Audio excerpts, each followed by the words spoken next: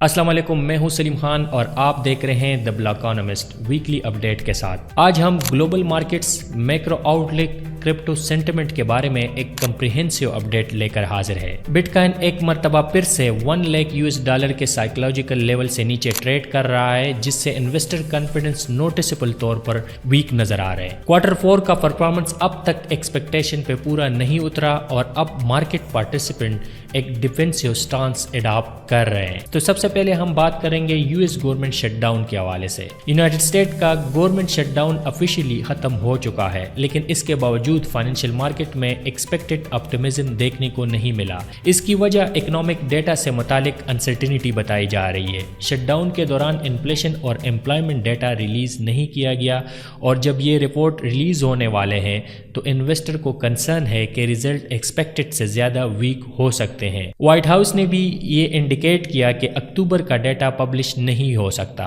जो naturally negative interpretation को और स्ट्रेंथन कर रहा है। अगर इन्फ्लेशन हाई आए और अनएम्प्लॉयमेंट भी इंक्रीज हुई हो तो ये डबल प्रेशर सिनारियो होगा रिस्क एसेट के लिए। शॉर्ट टर्म में ये एक अनफेवरेबल सिचुएशन में और लॉन्ग टर्म में ये फेडरल रिजर्व को इंटरवेंशन के तौर पर एक प्रिकर्सर भी बताया जा रहा है। और अब हम बात करेंगे प्राइवेट मार्केट स्ट्रेस के हवाले से। इसके साथ ही प्राइवेट क्रेडिट सेक्टर में स्ट्रेस के इंडिकेटर सामने आ रहे हैं। इंटरनेशनल बैंकिंग जायंट यूबीएस ने अपने 2 प्राइवेट क्रेडिट फंड क्लोज कर दिए हैं। यूबीएस का स्केल और क्रेडिबिलिटी देखते हुए ये डेवलपमेंट एक्सपर्ट के लिए एक मीनिंगफुल रेड फ्लैग है, जो इस सेक्टर के सिस्टमेटिक एक्सपोजर रिस्क को हाईलाइट करता है। और इससे ये पता चलता है कि जो अंडरग्राउंड फाइनेंशियल प्लम्बिंग सिस्टम है उसमें एक बहुत ज़्यादा कुछ गड़बड़ लग रहा है और कुछ ऐसा हो रहा है जिसकी वजह से न सिर्फ क्रिप्टो मार्केट में बल्कि बाकी फाइनेंशियल मार्केट में भी स्ट्रेस देखने को नज़र आ रहा है। और इसकी वजह से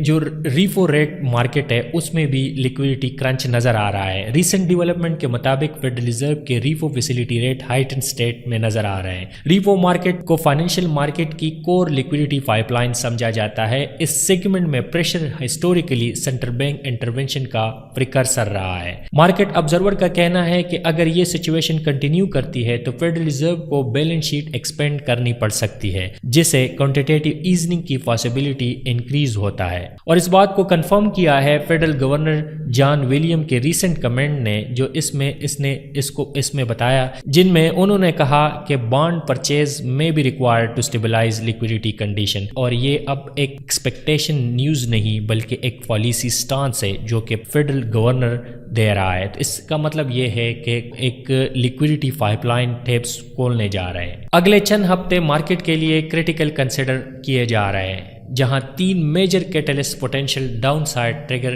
कर सकते हैं। इसमें सबसे पहला है delayed macro economic data. Delayed macro economic data अगर एक्सपेक्टेड से वीकर हुआ तो रिस्क ऑफ सेंटिमेंट स्ट्रांग हो सकता है और मार्केट में एक पैनिक क्रिएट करके सेल अप प्रेशर क्रिएट कर सकता है। दूसरा है नेवेडा Q3 अर्निंग, जो नवंबर 19 को एक्सपेक्टेड है। अगर एआई सेक्टर के हाई कंट्रीब्यूशन के बावजूद रिजल्ट एक्सपोनेंशियल नहीं हुए तो ये भी मार्केट प्रेशर इंक्रीज कर सकता है और जिससे स्टॉक मार्केट S&P 500 सिग्निफिकेंटली गिर सकता है, जिसका इफेक्ट फिर बाकी क्रिप्टो मार्केट में भी शॉर्ट टर्म में पड़ेगा। तीसरा है क्रेडिट मार्केट डिसरप्शन। चाहे प्राइवेट क्रेडिट हो या repo channel, direct central bank intervention का डिमांड इंक्रीज कर सकते हैं।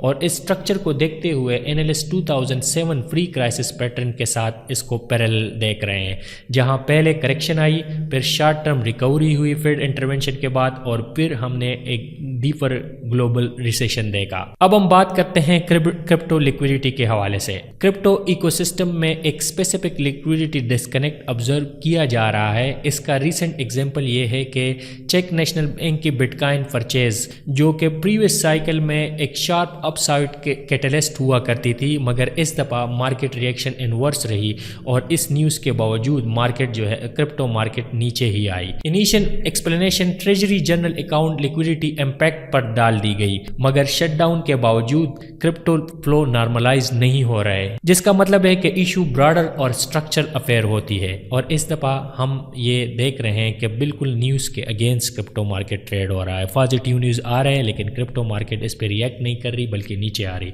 इसका मतलब ये है कि ग्लोबल जो फाइनेंशियल मार्केट प्लम्बिंग मार्केट है इसमें बड़ा हलचल चल रहा है। अगर इस सब को हम कंक्लूड करें तो ग्लोबल मार्केट एक अनसर्टन पेन से गुजर रहे हैं, मैक्रो विजिबिलिटी वीक है, लिक्विडिटी प्रेशर राइज कर रहा है और पॉलिसी इंटरवेंशन के बगैर शायद मार्केट स्टेबलाइज ना हो। फेडरल रिजर्व इंटरवेंशन लाइकली लग रहा है, मगर उससे पहले market further downside test कर सकते हैं। इस वक्त क्रिप्टो कैटलिस्ट मैक्रो एनवायरनमेंट के अगेंस्ट बिल्कुल भी इफेक्टिव नहीं है और price direction predominantly liquidity driven नजर आ रही है। तो इसका मतलब ये है कि अब हम एक थोड़ा सा स्क्वीज और भी देख सकते हैं, लेकिन ये जो सिचुएशन है ये सेम लाइक कोविड-19 की लग रही है, जहां पे कोविड-19 और 2007 की तरह लग रही है और हमें इस दफ़ा एक और QE एक्सपेक्टेड नज़र आ रही है। अगर प्राइवेट क्रेडिट मार्केट में स्ट्रेस बढ़ गया है और इसके साथ जो सबसे बड़ा इंडिकेटर है वो है रीपो मार्केट की स्ट्रेस, और रीपो मार्केट इस वक्त फेड मार्केट रेट से एबोव ट्रेड कर रहा है और ये पहली दफ़ा हमने 2007 फाइनेंशियल क्राइसिस में देखा और अभी हम ये देख रहे हैं इसको। ये एक बहुत बड़ी स्ट्रेस सिग्नल है जो मार्केट को मिल रहा है और इस वजह से आप ये स्क्वीज देख रहे हैं, क्योंकि सारे लोग को ये जो बड़े इन्वेस्टर है या वेल्स है उनको समझ आ गई है कि अब फेड इंटरवेंशन करना लाजमी है और जब तक फेड इंटरवीन नहीं करेगा तब तक क्रिप्टो मार्केट जो है ना वो ऊपर नहीं जाएगा। लेकिन मुझे लग रहा है कि इस दफ़ा अभी कुछ ही हफ्तों में ये फेड इंटरवेंशन स्टार्ट हो जाएगा, क्यों ये स्टार्ट कर देंगे और फिर इसके बाद हम एक प्रॉपर बुल रन साइकिल देखने को नज़र आएगा। तो ये था वीकली अपडेट और मिलते हैं नेक्स्ट वीकली अपडेट। खुश रहे, इन्फॉर्म रहे। Thank you so much for watching. और एक और बात, अगर आपको इस तरह के अपडेट अच्छे लगते तो ज़रूर चैनल को सब्सक्राइब करें, लाइक के बटन पर क्लिक करें ताकि आप इस तरह के अपडेट मिस ना करें। Thank you so much for watching.